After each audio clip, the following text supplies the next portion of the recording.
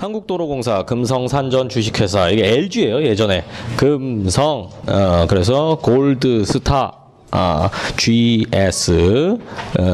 GS랑 LS랑 합쳐갖고 LG가 됐다가 그랬다가 다시 이제 LG, GS, LS 다시 분리가 되었습니다. 지금 자 고속도로 통행요금 징수 기계화 시스템 성능 현장 평가를 하게 되었는데 삼성전자 우리 아는 그거예요. 직원들이 위 설비가 차량 판별 시 타이어 접지면을 고려하고 있어 타이어 접지면이 통상 예정했던 경우와 달라지면 차량 판별에 오차가 발생하는 문제점이 있음을 알아냈습니다. 그러니까 어떤 상황이냐면 그 중간에 이제 톨게이트 있잖아요. 톨게이트 지나갈 때 소형차는 싸게 받고 중형차는 보통 받고 대형차는 비싸게 받고 그러잖아요. 톨비를. 그런데 이제 사람들이 일일이 확인하면 힘드니까 이제 자동으로 인식하는 시스템을 개발해서 입찰을 해서 이제 LG에서 어떻게 했냐면은 그 대형차는 타이어가 크잖아요. 타이어가 크고 실리는 하중도 많을 거고 소형차 뭐 티코나 뭐 이제 이런 거 뭐 스파크 뭐 이런 거는 타이어도 얇고 이제 무게도 가벼울 거 아니에요. 이제 그걸 가지고 이제 바닥에다 기계를 깔아 놓은 거예요. 그런데 이제 삼성에서 이 LG의 단점을 발견해야 우리께 입찰이 될 거 아닙니까? 그런데 LG 거를 조사를 해보니까 이게 타이어 공기압이 정상보다 좀 적거나 그러면은 이제 타이어가 정상 공기압이면 이렇게 돼 있을 텐데 정상 공기압보다 적으면 이렇게 눌릴 거 아니에요. 그러니까 이제 그렇게 됐을 땐 차량 판별에 이상이 있는 걸 삼성에서 알아냈어요. 그런데 그거 우리가 얘기하면 좀 그림이 좀 떨어지잖아요. 그래갖고 한국 그 타이어 아니 뭐 어디야 도로공사에서 그걸 발견하기 위해서 어떻게 했냐면은 자 LG 기계를 깔아놓고 시험을 해요. 근데 삼성 직원들이 몰래 자동차 여러 대 나눠 타고 자기가 타는 자동차 공기압을 낮춘 거예요. 그래서 다닌 겁니다. 그러니까 중형차인데 타이어 공기압을 낮추면은 접지면이 넓어지면서 꼭 대형차로 잘못 인식될 수도 있다. 이거를 보여주기 위해서 왔다 갔다 한 거예요. 그러면은 한국 도로공사의 업무가 방해가 되죠. 새끼들 때문에. 그래서 요거 그 사안입니다. 타이어 공기압을 낮춰서 뭐 그런 식이고요. 왼쪽에 3번 통합진보당. 지금 또 이제 곧 선거가 오죠. 통진당 19대 국회의원 비례대표 후보자 추천을 위한 당내 경선 과정이니까 통진당 지금은 없어졌어요. 왜? 왜 없어졌을까요? 너무 빨개서.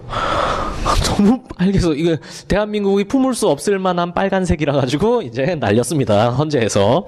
자, 그런데 이제 선거권자들로부터 인증번호만을 전달받은 뒤 그들 명의로 특정 후보자에게 전자투표를 했다. 뭐가 잘못된지 느낌이 오세요?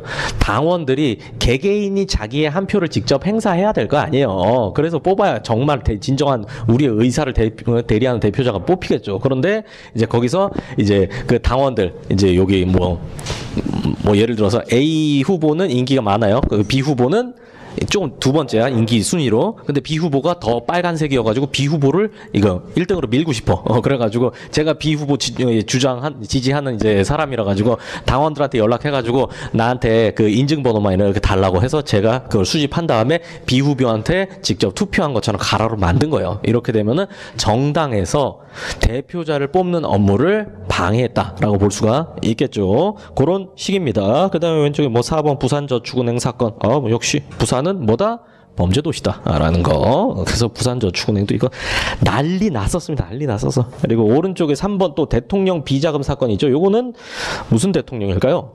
노 대통령입니다. 노 씨가 2명이나 있죠. 대통령 중에. 근데 앞에 태우 형님, 태우 형님이에요. 비자금이 어마어마했어요. 태우 형님 비자금이 어마어마했어요. 나중에 추징금이 얼마 나왔더라?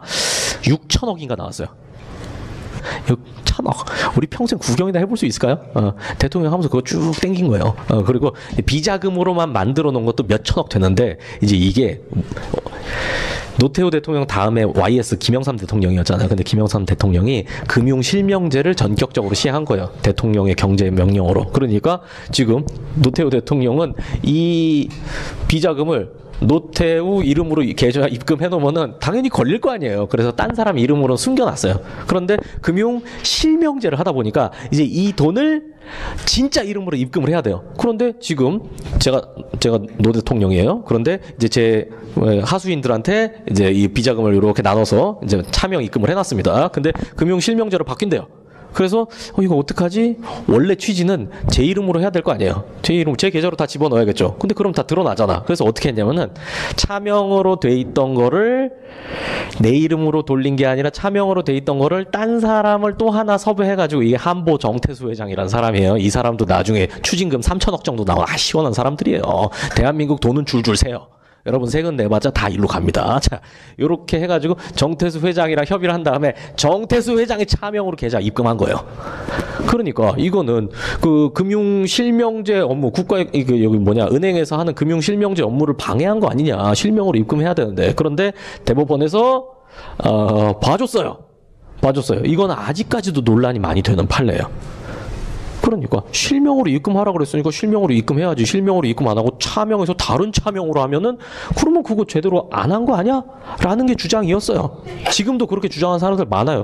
제가 보기에도 그런 것 같아요. 그런데 여기서 대법원의 그 당시의 논리는 조금 어거지 느낌이 났어요.